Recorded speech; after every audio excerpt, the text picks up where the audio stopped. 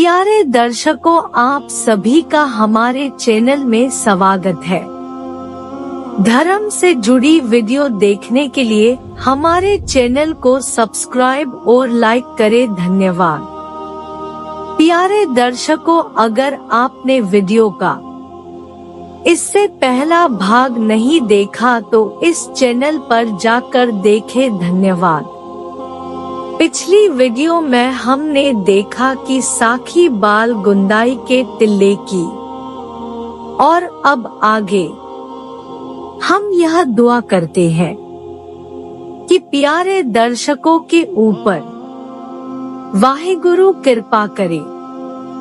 सभी प्रेम से बोलो वाहिगुरु। साखी भूटंतर देश की श्री गुरु नानक देव जी चलते चलते एक नगर में जा पहुँचे और नगर के बाहर एक स्थान पर जा बैठे। जो कोई आता था वह दर्शन करके वहीं बैठ जाता था तथा जाने का नाम न लेता था। नगर में यह चर्चा होने लगी कि एक संत आए हैं, वे न तो किसी से कुछ मांगते हैं और न ही किसी से बात करते हैं। बहुत ही संतोषी है। यह बातें उस नगर के राजा ने भी सुनी। राजा ने बहुत ही अच्छी वस्तु लेकर गुरु जी के आगे रख दी और नमस्कार किया। उस देश की मर्यादा थी, राजा वहाँ का घास खोदा करता था तथा राजे के कपड़े जटके थे। गुरु जी ने कहा, हे राजन, तुम यह सभी वस्तु उठा कर ले जाओ और ईश्वर अर्पण गरीबों में बांट दो। राजा ने गुरु जी की आज्ञा मान सभी वस्तु ले जाकर गरीबों को बांट दी। फिर राजा ने हाथ जोड़कर कहा, हे महाराज, आपने हमें दर्शन देकर हमारे जन्म जन्म के पापों को दूर कर दिया है। आपको तो किसी भी वस्तु की इच्छा नहीं है, आप उपकारी हैं, परंतु मैं आपकी शरण हूँ। आपका यहाँ उत्पन्न हमारे कल्याण के लिए हुआ है। तब गुरु जी ने कृपा करके कहा, हे राजन, आप अपनी इच्छा कहो। राजा ने कहा, हे महाराज, मेरे देश में चावल और पशम यह दो ही वस्तु होती है और कुछ नहीं होता। आप कृपा करो तो मेरे देश में अन्नादिक भी उत्पन्न हो जाया करे और कपास भी पैदा हो। फिर राजा अपनी प्रजा के सहित गुरु जी का सेवक बन गया। गुरु जी ने कृपा करके कहा, हे राजन, तेरे देश में सभी प्रकार की वस्तु होगी। गुरु जी के कृपा वाक्यों से उस देश में सभी वस्तु होने लगी। फिर गुरु जी ने राजा तथा उसकी प्रजा को उत्तम उपदेश दिया।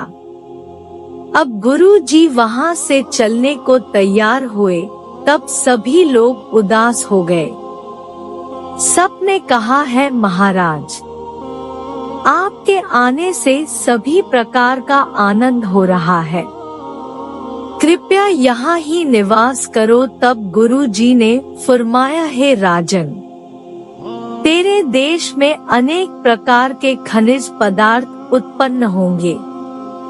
हमने उस परमात्मा से तुझे बहुत सा ऐश्वर्य ले दिया है। कपास, चांदी, स्वर्ण आदि सभी वस्तु होगी, परम आनंद रहेगा, परंतु हमारे उपदेश के अनुसार सदैव चलते रहना। जब उसी प्रकार लोग उदास देखे तो गुरु जी ने कहा, हे राजन, तुम्हारे तरह और संसारी भी हमें चाहते हैं और हम सारे संसार के लिए हैं। इस प्रकार सबको पवित्र उपदेश में प्रसन्न करके जगत के स्वामी गुरु नानक देव जी ने वहां से प्रस्थान किया। साखी समुद्र के ग्राम बहाने की चलते चलते श्री गुरु नानक देव जी समुद्र तट पर चले गए तथा एक गांव में जा डेरा डाला। वहां की जनता ने गुरु जी का अपार सत्कार किया। जब वहां 6 मास हो गए तब वहां के तमाम लोग तैयारी करने लगे तो उन्होंने गुरु जी को कहा, है महाराज, अब आप भी चलने की तैयारी करो। देखो तमाम जनता अपना सामान उठाकर इस नगर के बाहर हो रही है। अब किसी और स्थान पर निवास किया जाएगा क्योंकि 6 मास के पश्चात समुद्र हमारे गांव को बहा ले जाता है। 6 मास के पश्चात हम फिर इसको आबाद करते हैं। गुरुजी ने कहा है, भाई यदि समुद्र तुम्हारे गांवों को न बहाए तब तुम हमारे शिष्य बनकर अपना भला करोगे? उन्होंने कहा, है महाराज, अगर तुम्हारी कृपा हो तो हम आपके शिष्य हो जाएंगे।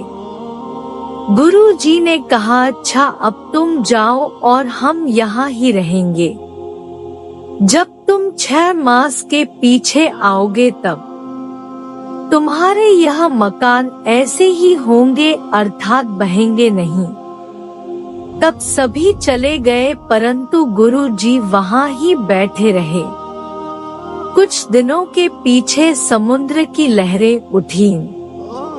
तब गुरुजी ने अपना चरण आगे किया।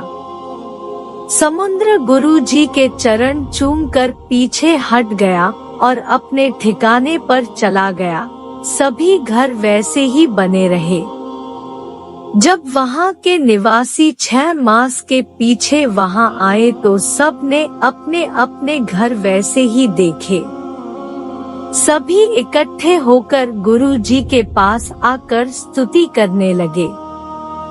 अब उन्होंने सुंदर भेंट गुरुजी के आगे अर्पण करके प्रार्थना की, है गुरुदेव, आप हमें अपनी शरण में ले लो। तब गुरुजी ने अपने चरणों के जल की उनको पाहुल प्रदान की और उपदेश दिया कि ईश्वर का नाम जपो, धर्मशाला बनवाओ, शब्द कीर्तन करो, अतिथि की सेवा करो।